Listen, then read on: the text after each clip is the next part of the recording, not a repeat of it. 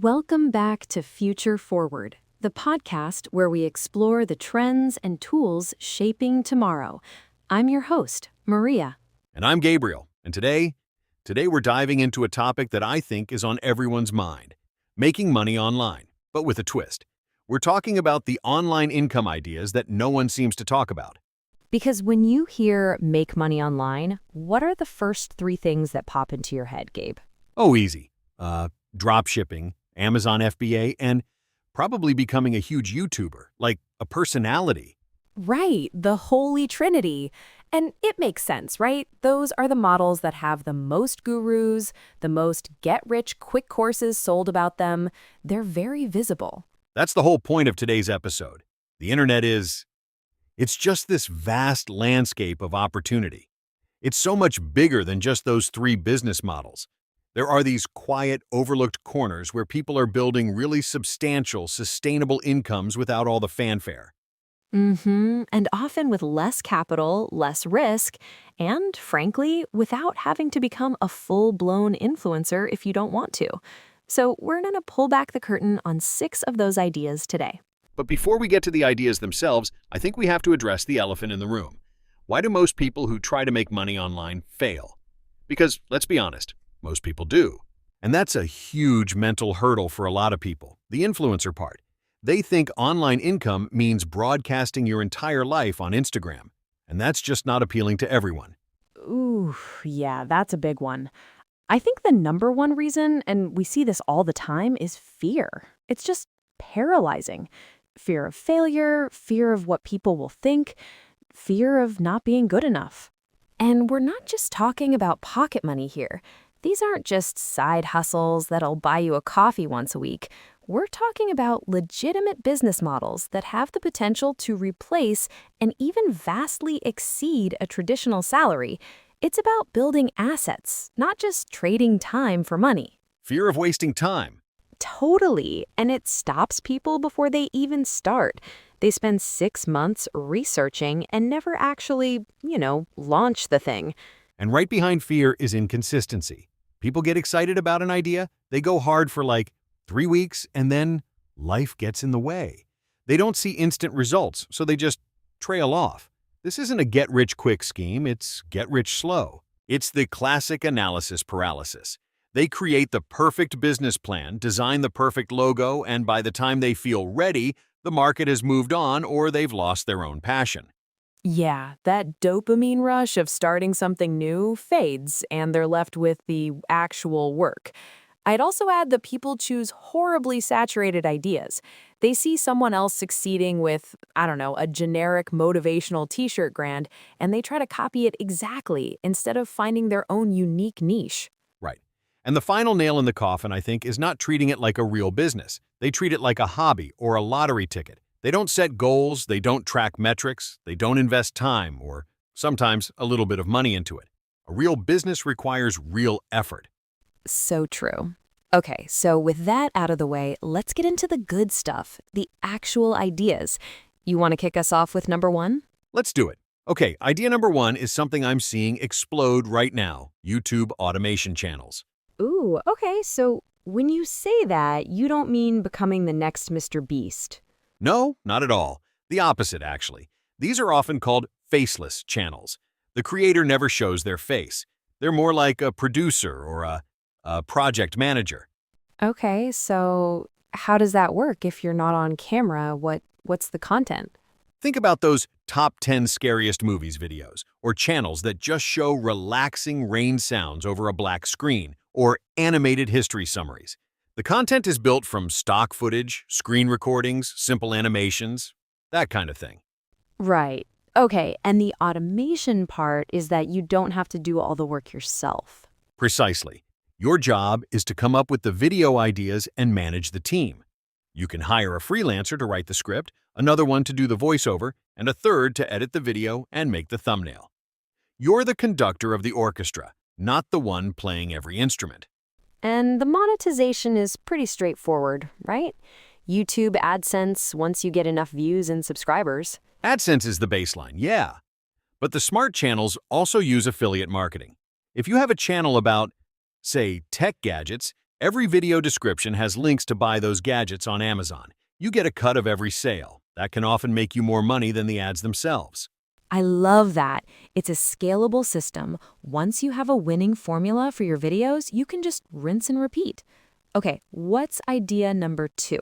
All right, moving into a more creative space. Idea number 2 is Etsy print-on-demand stores. Ah, okay. So this is for the artists and designers out there. Break down what print on demand actually means. Right. So imagine you want to sell t-shirts with your cool designs on them. The old way was to guess which sizes people wanted, order 100 shirts, store them in your garage, pack them, and ship them out yourself every time you got an order. It was a huge upfront cost and a logistical nightmare. I can feel the headache just thinking about it. Exactly. With print on demand, you just create the design. You upload it to a service like Printful or Printify. They have a catalog of products, t-shirts, mugs, posters, hats, everything. You put your design on their mock-up, and you list that product in your Etsy store. And when someone buys it? The order automatically goes to Printful. They print your design on the shirt, pack it up, and ship it directly to your customer. You never touch the physical product. Your only job is to create cool designs and market your Etsy store. No inventory, no shipping, no upfront cost. That's brilliant. And the key, like we said before, is the niche. Don't just make a generic I love coffee mug. Make a mug for like left-handed rock climbers who love coffee. Get super specific. Exactly. Or capitalize on seasonal trends. People go crazy for Halloween-themed stuff or Christmas sweaters. You can also sell digital designs, like wedding invitation templates or social media graphics, which is a great segue into our third idea. Digital products. My favorite. It's the holy grail, isn't it? The margins are like 99%. You create something once, a digital file, and you can sell it an infinite number of times. It's pure profit after the initial time investment. So let's give people some concrete examples. We're talking about things like Notion templates. People will pay for a pre-built, beautifully designed dashboard for managing their life or business. Huge market for that. Or digital planners for iPads, short ebooks or guides that solve a very specific problem. Lightroom presets for photographers who want to achieve a certain look with one click. Printables too, like chore charts for kids, budget trackers, workout logs, anything someone can download and print at home. The key here, again, is specificity. Don't sell a business template. Sell a content calendar template for solo podcasters. The person who sees that feels like you made it just for them. It solves their exact problem. That's such a good point. You're not selling a product, you're selling a solution, an outcome. Okay, so we've got YouTube automation, Etsy print on demand, and digital products. What's number 4? Number 4 is a bit more, let's say, old school, but with a modern twist. Niche websites monetized with ad revenue. Okay, so you don't mean starting a massive blog or a news site. God, no. The opposite. I mean super, super small utility sites.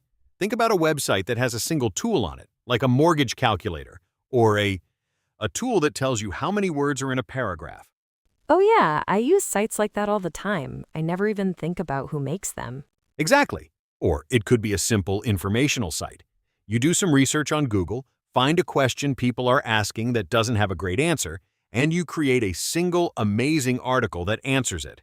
For example, what is the best type of grass seed for South Florida?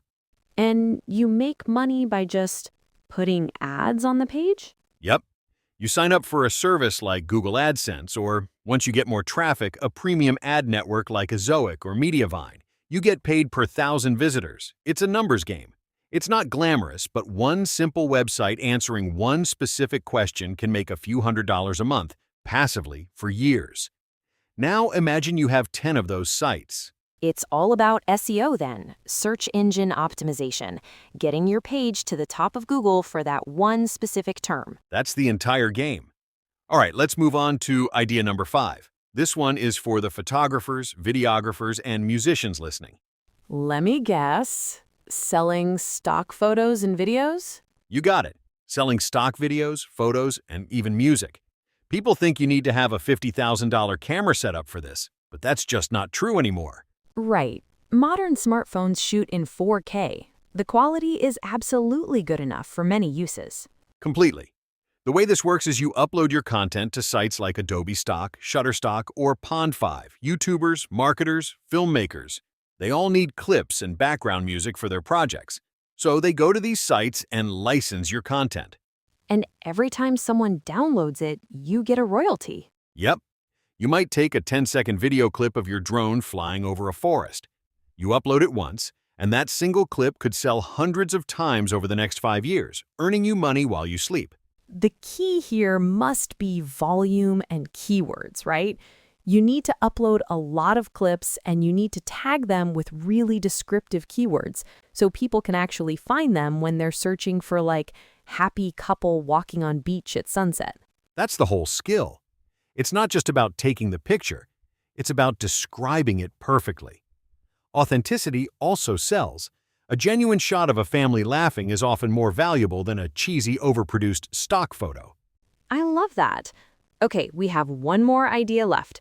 What's our sixth and final online income stream? Okay, number 6 brings us back to websites, but with a different focus. Affiliate websites and blogs.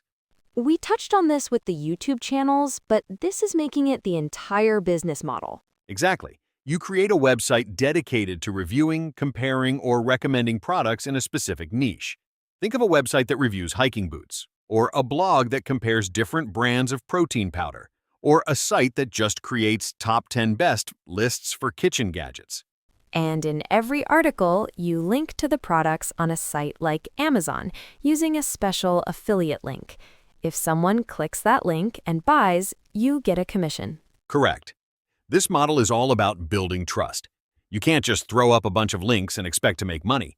You have to provide genuine, helpful, and honest reviews. People need to see you as a trusted resource, not just a salesperson. Yeah, you can smell a fake review from a mile away. You really have to know your stuff and care about helping the reader make the right choice. But if you can build that trust, it can be incredibly lucrative.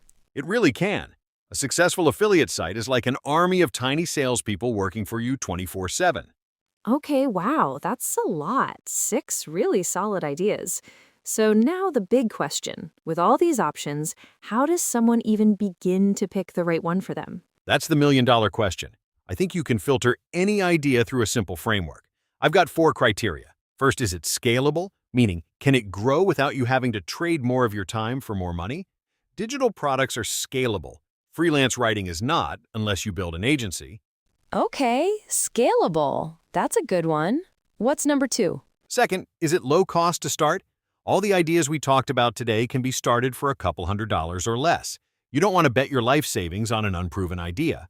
Start small. Third? Third, is the process repeatable? Can you create a system around it? That's important for consistency and for eventually outsourcing parts of it, like with the YouTube automation channels. And fourth, and this one is critical, is it dependent on a single platform? Don't build your castle on rented land. You know it. If your entire business is an Instagram account, what happens if Instagram deletes your account for no reason? It happens. A website you own is your own turf. An Etsy store or a YouTube channel is rented land. It's a risk you have to be aware of. That's a fantastic framework. Scalable, low cost, repeatable, and platform independent. And I'd add one more softer factor. Pick something you genuinely find interesting, because you're going to be spending a lot of time on it before you make a dime. Yeah, you can't fake curiosity. Okay, so that brings us to our final advice. We've given people the ideas. We've given them a way to choose. What is the single most important thing they need to do to actually succeed? Oh, this is easy. And it's the hardest part. Pick one, just one of these ideas, and focus on nothing else for 6 months. Yes, 100%. This is the great filter. This is where 99% of people fail.